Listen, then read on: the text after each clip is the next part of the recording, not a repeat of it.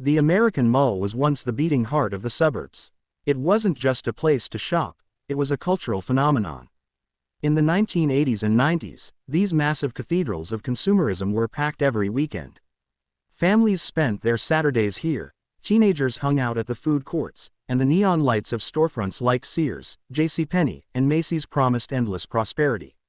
But today, if you walk into many of these same buildings across the United States, the neon is flickering out.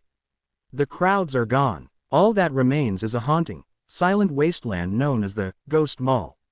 Walking through a dead mall is an eerie experience. It feels like stepping into a post-apocalyptic movie set where time simply stopped.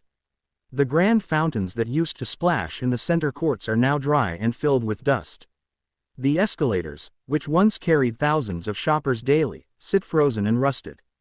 In some of these abandoned structures, nature is actually starting to take back the land.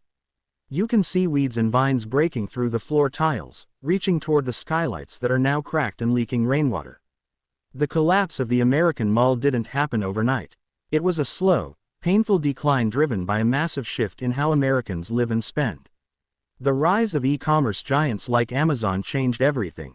Suddenly, the convenience of two-day shipping outweighed the experience of driving to a physical store and hunting for parking. Consumers moved their wallets to their smartphones, leaving these multi-million-dollar complexes empty. But it wasn't just the internet. The Great Recession of 2008 hit the American middle class hard. As disposable income shrank, the massive, anchor stores that held these malls together began to file for bankruptcy.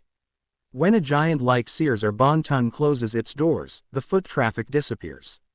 One by one, the smaller boutiques and specialized shops follow suit, unable to pay the high rent for a hallway that no one walks down anymore. Today, there are hundreds of these ghost malls scattered across the Midwest and the Rust Belt. For many local communities, these buildings are a giant, decaying problem. They are too expensive to maintain and even more expensive to tear down. Some have become targets for vandals and graffiti artists, while others sit in a state of liminal limbo, stuck between a glorious past and an uncertain future. There is a strange, dark beauty in these ruins. Photographers and urban explorers often risk trespassing just to capture the nostalgia of a bygone era. They find old calendars in back offices stuck on a month from 2012, or discarded mannequins standing in the shadows of a darkened window. It serves as a stark reminder of the retail apocalypse that has reshaped the American landscape.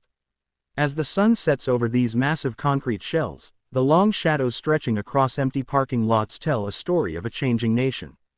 The era of the mega mall is fading, replaced by digital storefronts and outdoor lifestyle centers. These ghost malls stand as silent monuments to a version of the American dream that we simply outgrew. They remind us that even the grandest empires of brick and mortar can crumble when the world decides to move on.